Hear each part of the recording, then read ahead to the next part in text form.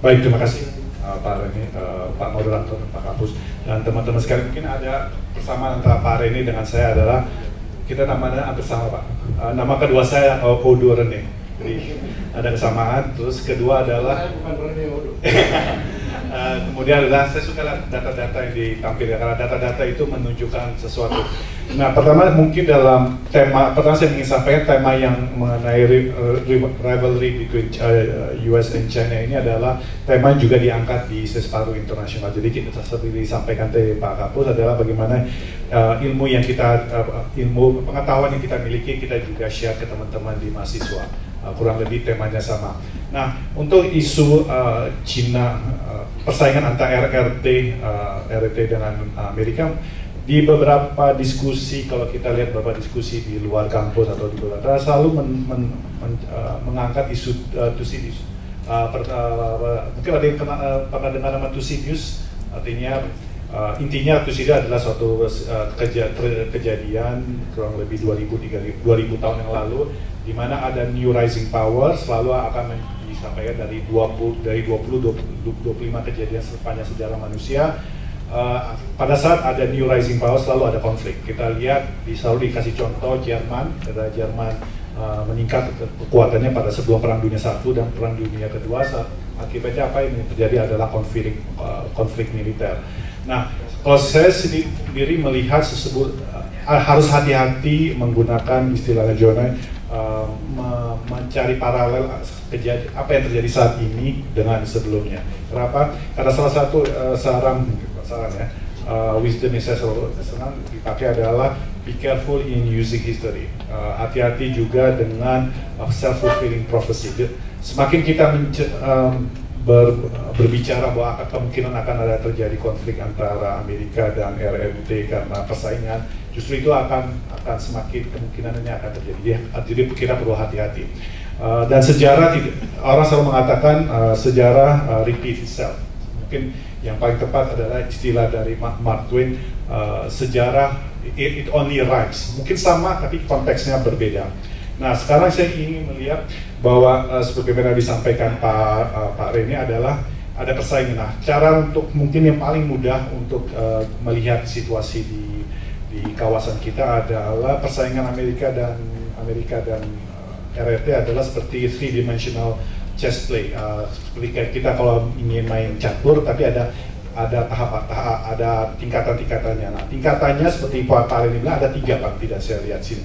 Pertama pada tingkatan militer, kedua pada tingkatan ekonomi, ketiga adalah pada tahapan mengenai soft power, pengaruh.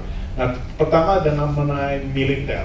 Nah, militer kalau kita lihat data-datanya adalah setahun pada tahun ini, selama tahun ini aja Amerika kurang lebih anggaran militer 600 sampai 700 miliar dolar. Kurang lebih hampir sama GDP Indonesia. RRT kita belum tahu, paling hanya ada estimasi antara 120 miliar sampai 200 miliar dolar. Indonesia sendiri anggaran militernya itu hanya 10 miliar dolar. Jadi kebayang tuh perbandingannya. Dan kemudian kalau lihat seperti Pak Alin sampaikan, kalau lihat 5 tahun, kemudian 5-10 tahun, estimasinya adalah pada 2030 kekuatan militer, spending Amerika untuk militer adalah hampir 1 triliun dolar, kemudian RRT 600 miliar dolar. Jadi bisa dibayangkan betapa kompetisinya akan tajam. Itu dari segi militer. Nah, dari militer sini kita perlu lihat apa yang dilakukan RRT. Kalau kita lihat RRT adalah hampir 10% dari budget untuk militer adalah untuk research and development. Apa hasilnya? Kalau kita lihat lihat berita-berita selama setahun 2 tahun terakhir. Contohnya adalah betapa cepatnya RRT dalam mendevelop teknologi militer. Mungkin ada teman-teman kenal namanya C5 Galaxy, kapal besar Amerika. Intinya kapal itu bisa memuat helikopter, tank. Jadi itu untuk military deployment cepat. Jadi kalau Amerika akan perang seperti di Afghanistan dan di Irak, mereka menggunakan C5. Jadi dalam berapa hari saja sudah bisa mendeploy ribuan orang. Dan untuk membangun C5, Amerika membutuhkan 1-3 tahun, satu produk. Nah, pada tahun lalu ditemukan bahwa RRT bisa memproduksi hal yang sama semacam C5 tapi lebih besar dengan teknologi 3D printing, salah satunya dia bisa mereduce waktu dari 3 tahun menjadi 1 tahun. Dan kemampuan militer itu adalah Beijing Jakarta berapa? 1000 mile? Kurang lebih ya. Kurang lebih habis. Ya, Beijing Jakarta. Nah, kapal ini katakan pesawat yang mereka sebut Fat Lady itu bisa katakan dari Beijing ke Jakarta itu dengan hanya sekali satu sorti itu bisa beberapa ratus prajurit dan kekuatan militer.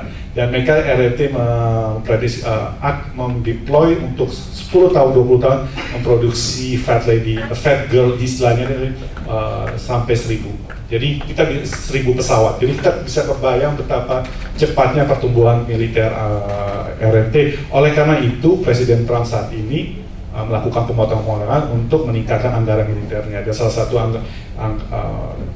kekuatan militer yang ingin dikembangkan adalah di angkatan laut. Itu segi militer.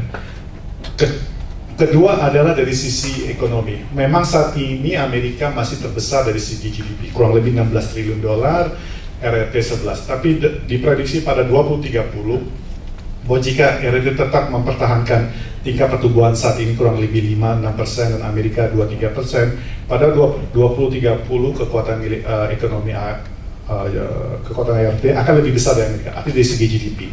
Walaupun ada para pakar mengatakan, walaupun nanti RRT pada 2030 segi GDP-nya lebih besar dari RRT, tapi dari segi per kapita masih tetap rendah. Dan ini mungkin ada benarnya. Kenapa ada benarnya adalah ada istilah mengatakan ini, terutama dari demografi kita lihat, Amerika atau Eropa, they get rich first before they get aging. Jadi masyarakatnya mereka kaya dulu, kemudian mengalami aging. Kita lihat Eropa, Amerika, jadi pada saat mereka mencapai puncak-puncaknya kata 60 tahun 60-an, 70, 80-an, demografinya muda, baru mereka mengalami aging. Justru Cina kebalikannya, aging dulu, baru mereka they get rich. Artinya apa? Artinya nggak sustainable. Oleh karena itu kebijakan pemerintah RRT sudah 2-3 tahun lalu adalah mengabolish one child policy. Dan itu adalah mungkin mencerminkan apa yang sedang terjadi di dalam Amerika sendiri dan juga di RRT. Nah, Amerika ini adalah salah satu negara pengecualian di dunia, di sebagai negara maju adalah belum mengalami namanya aging society. Negara-negara maju pada umumnya seperti kita Jepang, Korea Selatan, Cina, Jerman, Rusia, mereka mengalami aging society. Sebagai negara maju ini adalah one of the anomali tersendiri. Salah satu kenapa Amerika bisa menjaga tingkat pertumbuhan replacement rate population-nya adalah karena ada imigrasi dan juga faktor dari masyarakatnya sendiri. Jadi menjaga replacement rate-nya itu antara 1,8 sampai 2%. Itu dari segi demografinya, ekonominya. Nah, karena kalau kita melihat dari sini, kita melihat memang ada kompetisi, tapi tidak berarti sama. Artinya gini, walaupun Cina GDP-nya besar, katakan 20 triliun, 25 triliun pada 2030, tapi itu harus dibagi untuk 1,4 miliar orang. Amerika kurang lebih sama, tapi dibaginya dengan jumlahnya orang. Artinya dari segi individunya lebih kecil. Ketiga kompetisi pertama militer, kedua ekonomi, ketiga dari segi soft power. Nah, kalau soft power ini kan orang selalu mengatakan soft power itu jualan macam-macam ya, values. Tapi soft power intinya sebetulnya adalah how you sell your values. Dan salah satu produk yang terbaru dari Amerika soft power adalah movies, terus juga sistem demokrasi dan juga kebijakan luar negerinya. Mungkin sekarang kebijakan luar negeri kita masih perlu harus mengetahui mengenai arah dari kebijakan luar negeri Presiden Trump. Nah, kompetisinya adalah bagaimana Cina, Cina. Nama resminya dia Republik Rakyat Tiongkok. Jadi kita harus membiasakan diri memanggilnya Tiongkok. Tiongkok salah satu upaya untuk mengimbangi soft power Amerika adalah, kalau kita lihat di sini dan di Jakarta dan beberapa tempat, adalah memfund namanya Confucius Institute. Confucius ini kurang lebih sama seperti British Council, atau Alliance Française, ada untuk mempromosikan values-valuesnya. Namun kadang dan saya kira China is a pemain besar yang sedang belajar untuk bergaul dengan masyarakat internasional. Yang tadi Pak Reni sampaikan, dia mencabut One Belt Road, kata roadnya one ya, untuk menghindari kesan hegemoni. Saya kira ini adalah salah satu bentuk suatu negara yang sedang berkembang besar, tapi dalam dirinya masih ada insecurity, dan kedua adalah masih belajar bagaimana berinteraksi dengan masyarakat internasional, terutama di kawasan ini. Nah, Confucius Institute ini tujuannya adalah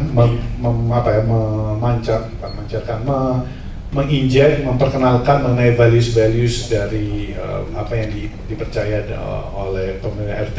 Walaupun sebetulnya ada kontradiksi. Confucius Institute adalah, kalau kita lihat revolusi Cina tahun 70-an, Cultural Revolution ini, semuanya tujuannya adalah untuk membabat namanya Confucius ID. Tapi sekarang dia kemudian kembali lagi ke sejarah lamanya. Artinya kalau kita lihat sejarah RRT, itu kan 3.000 tahun. Dan kemunduran RRT dari dunia itu baru terjadi pada pada 1840-an sekian. Baru kemudian dia kembali menjadi bagian dari masyarakat internasional pada 1978 di bawah Deng Xiaoping, dan setelah dia melakukan reformasi selama 30 tahun, Cina kembali lagi ke masa-masa di mana peranannya diakui. Jadi kalau melihat sejarah dunia, bahwa ada kemunduran selama pada saat zaman Deng Xiaoping, itu hanya a blip in their history. Kalau kita lihat dari 3.000 tahun yang sampai sekarang, sejarah Cina itu stabil, hanya terjadi kericuhan pada zaman dan pada saat ada 1840, pada saat negara-negara barat masuk. Nah, saya kembali ke mengenai cultural, bagaimana RRT mencoba menginjek their soft power. Namun mungkin RRT sendiri masih belajar apa sih sebetulnya soft power. Nah, kalau kita lihat kenapa negara seperti Amerika, Eropa jadi atraktif, pertama adalah karena nilai-nilainya dianggap universal. Ada nilai-nilai kesetaraan, pemberdayaan wanita, kemudian adalah sistem politiknya yang demokratis, di mana semua orang mempunyai hak suara yang sama, dan ketiga adalah foreign policy-nya. Nah, RRT ini mungkin, kalau feeling saya adalah masih belajar bagaimana merangkul orang tanpa dengan kekerasan. Itu masih belajar. Oleh karena itu, kita menarik adalah kebijakan RRT terhadap Laut Tiongkok Selatan, Laut Cina Selatan. Adalah pada saat setelah keluar kebijakan DPCA, kebijakannya mulai agak berubah. Artinya apa? Artinya ini negara besar, namun dalam posisi sedang belajar how they behave in an international setting. Kenapa they have to behave? Tadi Pak Reni bilang mengenai regionalism. Ini mungkin loncat ke ide lain, adalah selalu ada pertanyaan, kenapa ASEAN penting bagi Indonesia? Kenapa ASEAN penting bagi Indonesia? Mungkin logiknya dibalik. Bagaimana kalau negara-negara Asia Tenggara tidak aman? Contohnya Turki. Betapa mahalnya konflik regional yang terjadi di sekitarnya, katakan di Syria, di Irak, terhadap keamanan. Berapa resources yang dibutuhkan untuk menjaga wilayah? Sama dengan logika ke Indonesia adalah kenapa ASEAN penting. Waktu itu ada pertanyaan, kenapa Indonesia invest 20-30 miliar untuk bayar keanggotaannya di ASEAN? Pertanyaannya adalah, apalah arti 20-30 miliar untuk membayar keanggotaan kita di ASEAN dan mengikuti semua sidang ketika wilayah kita aman dan kita tidak menginvestasi terlalu banyak di militer, tapi kita bisa membangun untuk infrastruktur, untuk pembangunan ekonomi. Jadi sama mungkin saya lihat dengan RRT adalah ada kebutuhan untuk menjaga kawasannya aman. Kenapa? Kawasan yang aman justru membuat dia lebih makmur, dan RRT tidak bisa maju seperti saat ini tanpa ada sistem new order yang memberikan kesempatan bagi produk-produknya dijual ke luar negeri. Nah, pertanyaan tadi kembali ke pertanyaan pertama, kenapa kita harus hati-hati jangan menggunakan istilah Thucydides trap dalam konteks persaingan antara Amerika dan persaingan Amerika dan ART. Saya bilang bukan hard competition, lebih pada soft competition, kompetisi yang soft. Kenapa saya mengatakan gitu? Ada istilah dari Thomas Friedman, istilahnya Chimera. Pernah dengar Chimera? Artinya China Amerika. Kenapa mengatakan gitu? Karena Chimera, istilah itu dia pakai karena berdasarkan data menunjukkan bahwa sebagian besar hutang Amerika ke luar negeri itu dipegang oleh China, right? Oleh China. Terus kemudian ada pertanyaan, nah kalau China kata RRT ini, Tiongkok ingin badung katanya mengganggu nilai fluktuasi nilai mata uang AS terhadap mata uang AS, adalah dia menjual semua sovereign hutang yang dia beli dari RRT, hutang yang dibeli dari Amerika. Logikanya nggak jalan. Adalah kenapa? Ketika Amerika katakan RRT mengatakan, oh saya sudah membeli kata 40%, 60% dari hutang Anda, saya mau jual. Apa yang terjadi kalau dia melakukan itu? Nilai hutang Amerika RRT terhadap nilainya itu akan turun. Jadi dia nggak beruntung juga, nilainya tidak akan untung. Oleh karena itu ada kepentingan RRT menjaga selalu hubungan baik dengan Amerika. Begitu pula dengan Amerika mempunyai kepentingan untuk menjaga hubungan dengan RRT. Kenapa? Lihat saja dari nilai perdagangan. Nilai perdagangan besar. Walaupun ada teori mengatakan, walaupun dua negara bersaing mempunyai nilai perdagangan besar, tidak akan konflik. Itu Immanuel Kant ya. Mungkin juga bisa benar. Kita lihat contoh pada Perang Dunia Pertama, Perang Dunia Kedua. Perdagangan antara Jerman dan Inggris tinggi, tapi tetap aja terjadi konflik. Nah, oleh karena itu, apakah peranan Indonesia di sini? Bagaimana peran Indonesia? Peran Indonesia di sini adalah memperkuat ASEAN dan menempatkan ASEAN sebagai driving force untuk mendorong terjadinya dialog. Oleh karena itu ada ASEAN Regional Forum dan kemudian juga ada beberapa forum. Tujuannya adalah apa? Membangun habit of dialogue. Dan kenapa habit of dialogue? Nah, ini kita harus kembali lagi ke sejarah bangsa Indonesia. Tadi Pak Reni menyampaikan, Pak Tirta menyampaikan mengenai Bhinneka Tunggal Ika. Salah satu hal yang membedakan bangsa Indonesia dengan bangsa lain, kita tadi bandingkan katakan Uni Soviet atau Yugoslavia, adalah kemampuan bangsa ini sangat mendorong, sangat memvalue namanya dialog. Makanya di konstitusi kita atau di Pancasila disebutkan mengenai musyawarah mufakat. Jadi adalah salah satu values yang paling dijaga oleh bangsa Indonesia adalah dialog. Nah, dialog ini adalah kebiasaan untuk dialog ini adalah salah satu yang dicoba oleh pemerintah Indonesia dengan membangun beberapa forum, apakah itu ASEAN, apakah itu BDF atau format-format lain. Ini adalah peran Indonesia bagaimana memitigasi persaingan antara dua negara besar ini, gajah-gajah ini di wilayah kita melalui upaya-upaya untuk mendorong dialog. Nah, dialog ini adalah dilakukan dengan Amerika juga, dialog juga dengan RRT. Sebagai contoh, saat ini Ibu Menlu sedang di Amerika, sedang untuk menindaklanjuti kunjungan wakil presiden Amerika. Salah satu 3 elemen utama dari hasil kunjungan dari wakil presiden Amerika adalah pembahasan mengenai komitmen mengenai strategi partnership Indonesia Amerika, kemudian isu Laut Cina Selatan dan juga Korea Utara, dan yang paling penting ketiga adalah mengenai bagi Amerika mengenai isu radikalisasi. Begitu pula juga Indonesia mempunyai hubungan strategi partnership dengan RRT. Nah, dalam strategi partnership ini adalah mendorong, kita harus melihat RRT ini bukan sebagai ancaman, tapi juga sumber dari kemakmuran Indonesia. Kenapa harus lihat itu? Pertama, pasar RRT itu kurang lebih 11 triliun dolar. Ini adalah pasar yang cukup menarik bagi Indonesia. Pertanyaannya adalah bagaimana kita bisa memanfaatkan pasar RRT tersebut. Jadi jangan melihat selalu RRT sebagai ancaman, tapi juga sebagai peluang untuk Indonesia mengengage. Yang paling penting mungkin sebelum saya wrap up adalah ini ada gajah yang sedang tumbuh di depan mata kita. Ini gajahnya semakin hari semakin besar. 2020, 23 akan sangat besar. 2049 lebih besar lagi. Nah, kalau gajah ini tidak kita engage, kalau gajah ini tidak kita coba mengetahui lebih banyak, dan saya senang ada diskusi seperti ini, someday ketika ada terjadi suatu isu besar antara dua negara atau antara Indonesia RRT atau dengan kawasan, kita akan blindsided, artinya kita akan bingung mau ngapain.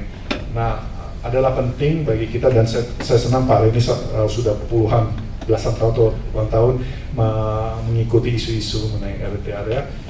Ada istilah yang Xiaoping Foundation, Mao Zedong yang saya senang, artinya ini, keep your friends close, but keep your enemies even closer. Kenapa?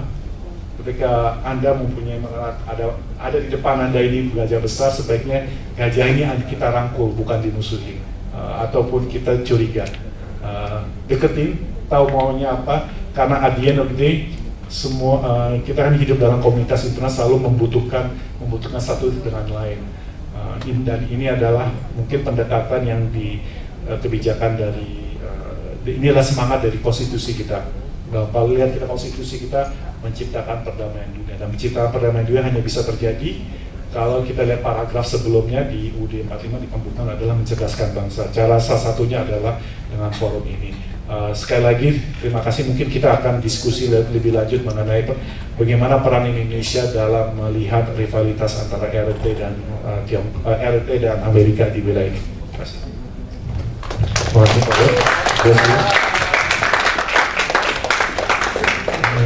Cukup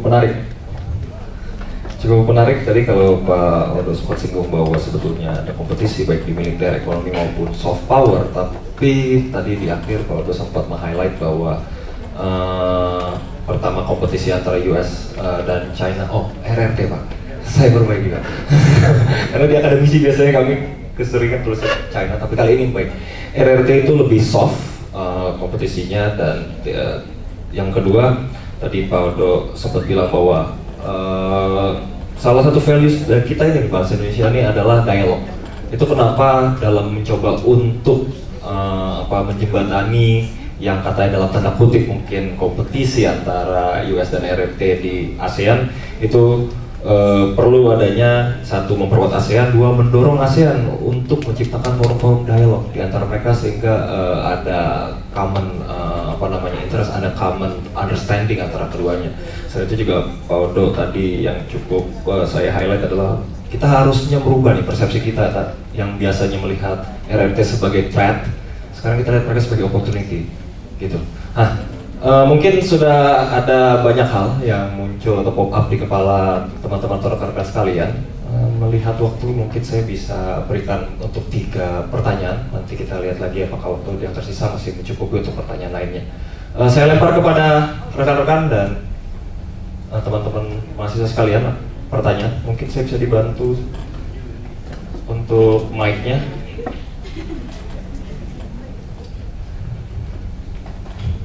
Baik teman-teman, silakan.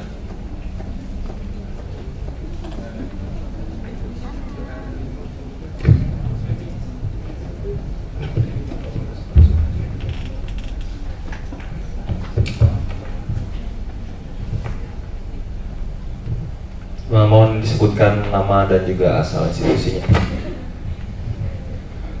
Terima kasih. Nama saya Wendy, saya dari Minus. Saya punya satu pertanyaan, yaitu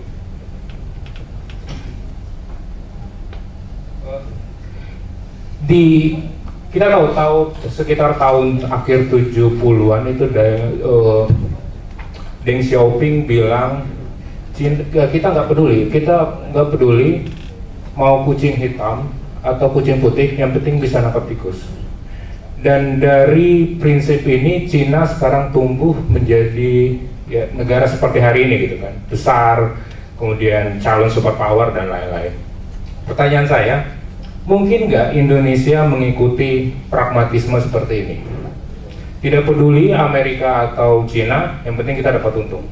Dalam artian, kita sudah nggak perlu lagi berpikir apakah harus bertahan dengan bebas aktif atau tidak. Yang penting sejauh itu bisa menguntungkan, ya kita bisa beraliansi, mendekat ke sana, kemari, dan segala macamnya. Mungkin nggak ini dilakukan oleh Indonesia? Itu saja, terima kasih. Langsung dijawab. Mas Wendy mungkin ditanya ke dua-dua bicara kita atau ada yang ke dua-duanya, tetapi akan lebih berat ke Pak Odo karena Pak Odo dari Kemlu. Baik, ini langsung dijawab Pak. Oke, langsung dijawab dulu saja ya. Karena pertanyaannya tadi Mas Wendy bilang mungkin nggak kita sepragmatis RRT gitu, bahwa ya selama menguntungkan kita baik US atau Amerika maupun RRT, ya kita akan rapat atau engage sama mereka selama menguntungkan kita, sama kita ya kita dengan yang lainnya. Begitu kurang lebih, ya pragmatis sekali ya. Mungkin kesempatan pertama saya berikan ke Pak Odo langsung. Silakan Pak Odo. Baik, terima kasih. Mungkin saya kalau bisa menjawab seperti ini selalu, jadi salah satu patokan sebagaimana kalau menghadapi komunitas, bagaimana menjawab pertanyaan kembali lagi ke jati diri bangsa Indonesia dan apa semangat dari konstitusi kita, karena kebijakan luar negeri kita, kebijakan luar negeri ataupun politik bebas aktif kita itu berdasarkan konstitusi yang tertera pada pembukaan UUD 45, yaitu salah satunya mencerdaskan bangsa, kesejahteraan umum. True, memang harus pragmatis, tapi ada hal-hal tertentu yang tidak bisa kita langgar. Salah satunya ini, pertanyaannya adalah kenapa kita tidak menjalin hubungan diplomatik dengan Israel? Kan kalau kita berdasarkan pertanyaan tersebut adalah kenapa nggak kita melakukan hubungan membuka hubungan diplomatik dengan Israel, mengingat banyak startup di sana, kemudian teknologi militer dari Israel relatif murah dengan standar yang tinggi. Pertanyaan itu kalau menggunakan yardstick itu saja ya kita. Tapi konstitusi kita mengatakan, para pendiri bangsa mengatakan bahwa Indonesia, paragraf pertama, menentang segala bentuk penjajahan. Dan bagaimana dan itu dari situ kita melihat berbagai isu dunia. Apakah kebijakan Israel terhadap Palestina itu sesuai dengan nilai-nilai bangsa Indonesia dan konstitusi? Dan kita melihat bahwa Israel kita anggap melakukan penjajahan terhadap bangsa Palestina. Oleh karena itu sulit bagi kita membuka hubungan diplomatik. Namun pertanyaan keduanya adalah bagaimana kita menyikapi perkembangan dunia saat ini. Nah, kalau kita lihat saat ini adalah dalam melihat kepentingan nasional itu ada paling tidak ada dua hal. Pertama, ada yang sifatnya permanen interest, dan itu adalah tercantum dalam konstitusi kita. Oleh karena itu untuk hal-hal tertentu kita sangat rigid pada prinsip nasional, yaitu preambulan paragraf dari UUD 45. Ada yang namanya dynamic interest. Dynamic interest adalah kebijakan-kebijakan yang disesuaikan dengan zamannya, disesuaikan dengan saat pemimpin saat itu. Nah, seperti kita lihat pada saat ini Pak Presiden Joko Widodo, kebijakannya banyak menekankan pada aspek bagaimana membangun ekonomi nasional. Dan kita lihat adalah bagaimana Pak Presiden mencoba ke Amerika, mencoba ke RT ke beberapa negara lain untuk menarik investasi. Jadi menjawab pertanyaan, ya kita pragmatis ya, tapi kita juga tidak melupakan nilai-nilai bangsa ini. Karena apalah arti bangsa jika melupakan nilai-nilai yang dia miliki? Karena nilai-nilai itu yang akan membuat bangsa lain tertarik. Tadi kembali lagi kepada istilah soft power, adalah bangsa lain tertarik dengan Indonesia pertama-tama karena nilai-nilai bangsanya, nilai-nilai luhur, dan nilai luhur yang salah satu yang ada tercantum dalam konstitusi, dan juga keberagaman. Dan ini adalah saya mau highlight lagi, kalau kita lihat ke beberapa tempat, kalau berdasarkan pengalaman ya, pada saat kita karena diperwakil banyak perwakilan, pada saat kita menunjukkan kebinekaan kita, itu justru membuat daya tarik yang luar biasa. Dan hanya beberapa negara di dunia ini yang memiliki keberagaman seperti Indonesia, dan mereka hanya bisa air liurnya hanya bisa hijau tropik.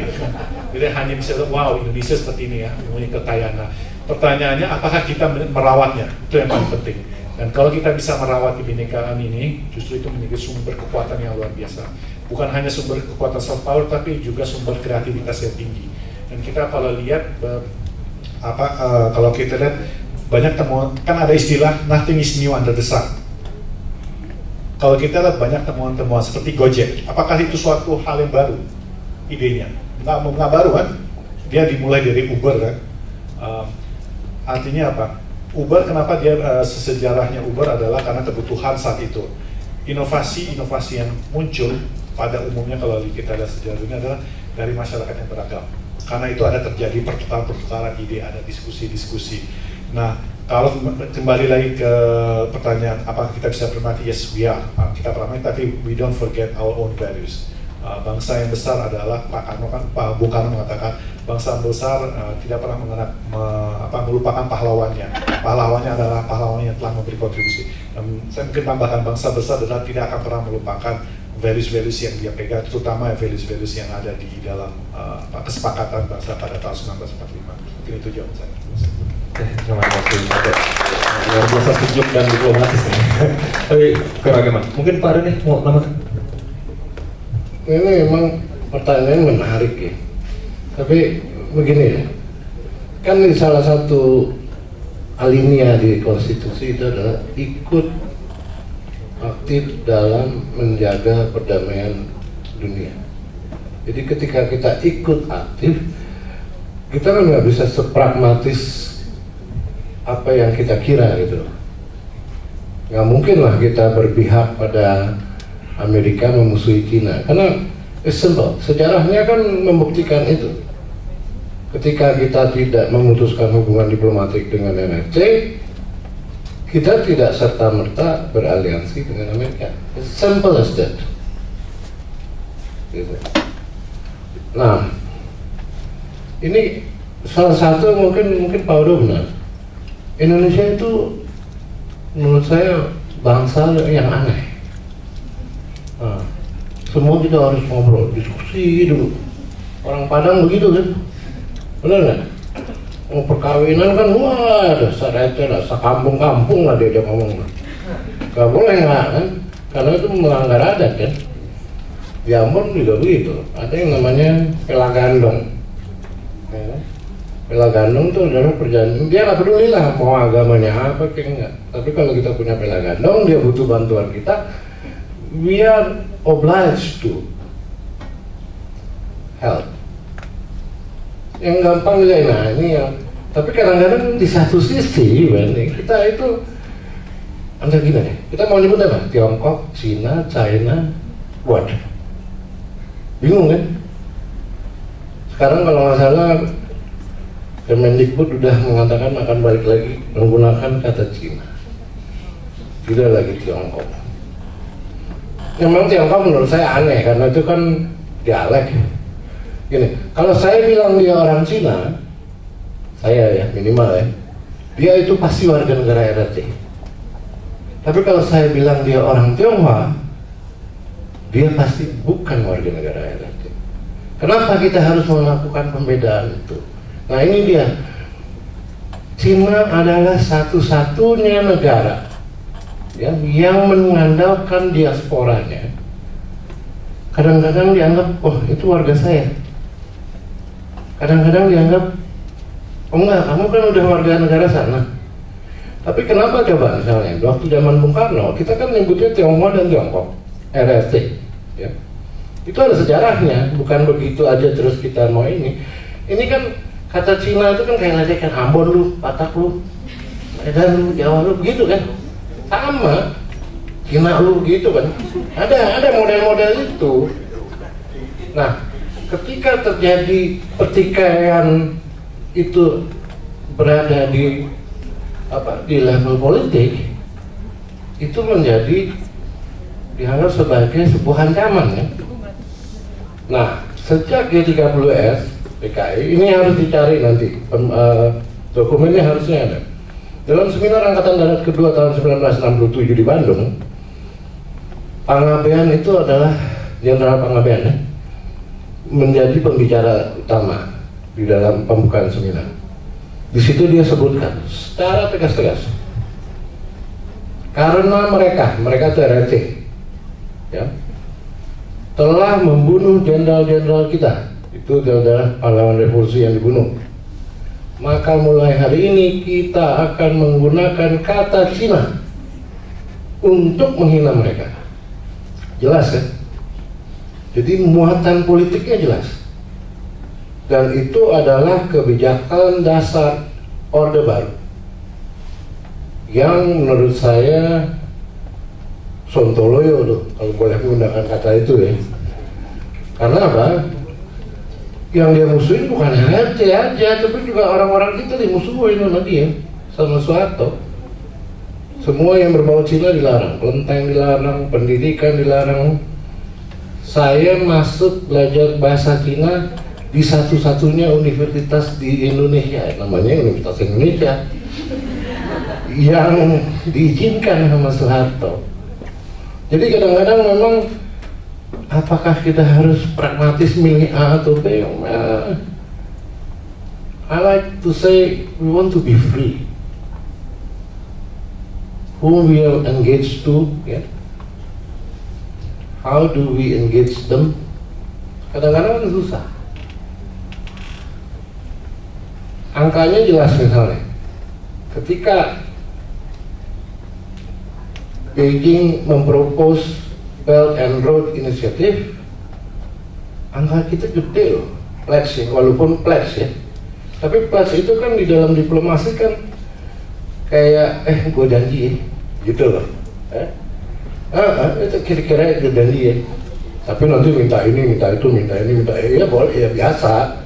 Itu kan biasa lah. Di situ nanti terjadi perundingan diplomatiknya kan mengenai ini. Tapi ketika kita melihat pledge yang angkanya begitu besar, 85 miliar dibandingkan negara-negara ASEAN lain, itu karena saya kira juga we are not trying to get side gitu. Jadi kita nggak akan pragmatis amat.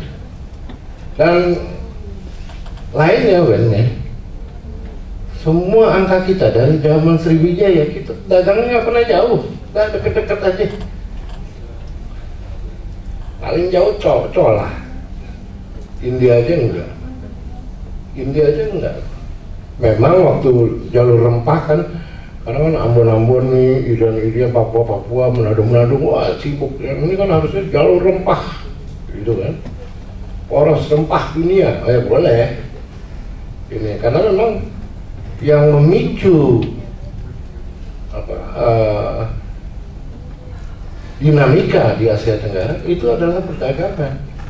Sehingga saya kok curiga gini, jangan-jangan Soeharto dan lain-lain salah dalam menetapkan landasan pembangunan kita. Kita nggak boleh jadi negara industri, kita jadi negara pedagang aja. Kayak Singapura, happy kan nih, duitnya banyak, nggak pusing dia. Nah, tapi kita juga kadang-kadang juga aneh ya. Kita nggak kerja, terus gitu naik terus. Buktinya, you have the proof. 2008, 2013, zaman siapa itu? Dulu kita kenal kan namanya autopilot economy. Growth-nya aja udah 6%, doing nothing. Nah sekarang bayangin seorang Jokowi is doing something. Ya. Memang kita belum ketemu nih angkanya. Berapa sih pertumbuhan GDP yang bisa dihasilkan? Ya, ini kan pertanyaan krusial nih. Akibat pembangunan infrastruktur. Nah ini kan jalanan belum jadi aja kita udah mau pindahin ibu kota ya. Ini belum jadi udah jalanan. Palangkaraya, wah bingung kan gitu. Coba deh ini secara kajian hubungan internasional misalnya, is it viable for us to have our capital in Palangkaraya? Itu antah berantah loh. Yang tinggal cuma moyet, ya kan? Orang hutan di situ jauh ya. Itu jauh banget Palangkaraya, dan itu kan nggak ada apa-apa. Tapi is it viable or not gitu? Dalam memaintain. Nah, ada satu lagi nih yang sebelum saya lupa. Tadi Pak Odo menyebutkan mengenai two-seat trap itu kan ya, jebakan ketika terjadinya kebangkitan bangsa lain, ya, menekan bangsa yang sudah bangkit lebih dahulu. Nah, dalam hubungan internasional itu kan hanya ada 3 kekuatan, kecil, menengah, besar. Ya, saya selalu beranggapan gini, Indonesia itu nggak pernah masuk dalam ketiga kategori ini. Dia terlalu besar untuk menjadi kekuatan kecil, ya. Dia terlalu longgar untuk menjadi kekuatan menengah, tapi dia juga terlalu kecil untuk menjadi kekuatan besar, menjadi super power. So, what kind of power are we? Kita adalah kekuatan, menurut saya, dan bukti-bukti empirisnya sudah ada, kita tuh kekuatan stabilizing power. Kita mencoba menstabilkan everything. Perang Kamboja kan, coba zamannya Pak Odo dulu kan ada Tea Party, ada wah tunggang langgang lah, apa orang-orang dulu lari. Begitu sudah selesai di Paris, dokumen disepakatin, perjanjian perdamaian disepakatin, do we lead the Cambodian ini transition government? Enggak. Siapa tiba-tiba, oh Australia naik, oh saya yang jadi ini ya. Kan itu yang terjadi. Kita kecewa, tapi kita nggak peduli loh. Karena tadi Pak Odo bilang, we have to make sure terlebih dahulu lingkungan kita harus aman dan stabil. Jadi ya, apakah kita harus sepragmatis Cina? No, I don't believe that. Ada berapa perhitungan yang harus kita kalkulasi bersama. Ya itu musyawarah mufakat, itu bahasa Inggris nggak ada juga tuh bos. Susah loh nyarinya. ASEAN gampang bilangnya konsensus, tapi di kita kan enggak. Musyawarah mufakat di apa negeri kita itu, waduh, musyawarahnya bisa berhari-hari ya. Di orang-orang Minang itu kan lama urusan kayak gini, tapi ya that's why we have a good diplomats from Minang. Yang besar-besar kan Agus Salim, Hatta, sebut deh, is Minang people. Dan itu kalau udah mulai berunding, kalau kita baca kembali, they are an excellent, belum ada lah diplomat yang sekaliber itu. Dan tidak ada negara besar satupun, mau itu Soviet, Rusia, mau itu Cina, mau itu Amerika, mau itu Belanda, yang mampu untuk menyatakan, Indonesia kamu begini ya, kamu begitu ya. Artinya kan enggak. Kita kan nggak perlu pragmatis, kan? Coba ambil contoh deh, krisis keuangan 1997. Siapa yang akan kira bahwa kita akan bangkit secepat itu? Krisis keuangan 2008, Wall Street, semua negara Eropa terkapar. Kita enggak loh, kita mulai bangkit dengan 4% loh, dalam waktu yang sesingkat-singkatnya. Kenapa? Karena Chiang Mai Initiative. Siapa initiate Chiang Mai Initiative? ASEAN Plus 3 kan? Dia yang mendorong. Dan sekarang pledge yang dimasukkan di dalam Chiang Mai Initiative udah 400 miliar. Siapa yang mau ganggu keuangan kita? Kita punya backup 400 miliar US dollar. Itu antara lain yang menjelaskan kenapa kita nggak bisa pragmatis. Karena kalau kita pragmatis, jangan harap Jepang mau lah bantu kita. Thank you. Tadi kan Pak Reni menyampaikan istilah bahasa Inggris tadi terpikir gotong royong. Mungkin istilah saat ini adalah di sharing ekonomi. Mungkin sharing ekonomi. Terus kedua, ada yang saya mau sampaikan tadi adalah walaupun kita melihat sejarah Indonesia, kembali kepada always remember your values, adalah pada ada heights of Cold War, perang Vietnam. Satu-satunya negara mungkin satu-satunya negara di kawasan Asia Tenggara yang tidak mengizinkan kapal Amerika untuk berlabuh adalah Indonesia. Singapura, Malaysia mengizinkan. Kenapa kita mengambil kebijakan saat itu? Karena kita melihat bahwa apa yang terjadi di Vietnam itu adalah upaya suatu bangsa untuk memerdekakan diri. Jadi walaupun dalam situasi yang sulit pada tahun 70-an, Indonesia selalu berpegang pada prinsip itu. Karena prinsip itu yang menjadi lighthouse bagi kebijakan luar negeri. Mungkin itu yang saya sampaikan. Baik, terima kasih Pak Odo dan Pak Dimek. Ini sepertinya pertanyaan Wendy jadi ultimate question ya, soalnya memang waktu juga yang akhirnya harus memisahkan kita. Namun kalau boleh saya untuk mereview sedikit bahwa ada beberapa hal yang penting. Pertama tadi yang Pak Rene bilang bahwa kita ini stabilizing power, di mana kita mencoba menstabilisasi keadaan yang ada dalam kondisi yang dalam tanda kutip kompetisi di antara keduanya ini. Lalu yang kedua tadi Pak Odo bilang bahwa kekayaan utama kita itu adalah kebinekaan. Inilah yang jadi magnet bagi negara-negara major power kayak US maupun RT itu mau untuk engage ke ASEAN, terutama ke Indonesia. Nah, dengan memainkan peranan ini maka kita akan bisa memainkan posisi strategis dan peran strategis kita di tengah-tengah konteks global sekarang, di mana ada dalam tanda kutip lagi saya harus bilang rivalry antara US dan juga RRT. Mungkin itu Pak Odo dan Pak Rene, terima kasih sudah mendiseminasikan berbagai macam info, insight maupun hal-hal yang terkait dengan kondisi kontemporer di dunia internasional. Sekali lagi applause buat Pak Odo dan Pak Rene.